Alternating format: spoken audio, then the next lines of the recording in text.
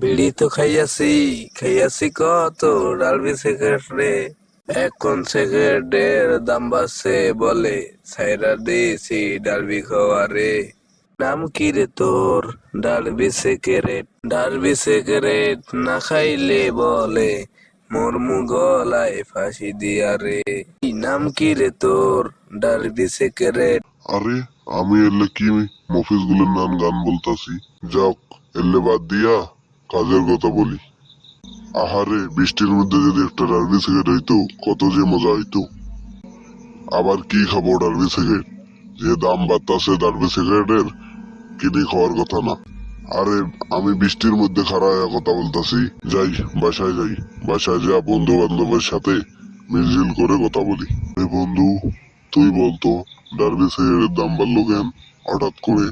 আরে বন্ধু, দুই একদিন থাকেই আমি তো ডার্বি সিগারেট খাই না, বাড়তেও পারে। আরে বন্ধু, তুমি জানো না ডার্বি সিগারেটের দাম বাড়ছে?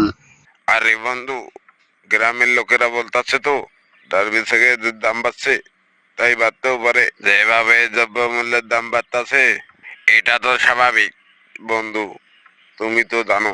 আরে বন্ধু, যেমন দেশের কি ছেলেরা প্রেম না কি করে, মেয়েরা কোনো বললে বিড়ি সিগারেট খায়, এই জন্যে আরো বেশি দাম বাড়ছে।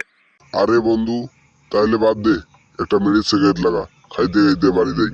আরে বন্ধু, বিড়ি সিগারেট বাদ দে, বাড়ি গেলে আম্মু বকা দেবে। আরে বন্ধু, চল তা বাড়ি যাই, পরশু আবার দেখা হবে। ঠিক আছে, চল তাইলে বাসায় যাই।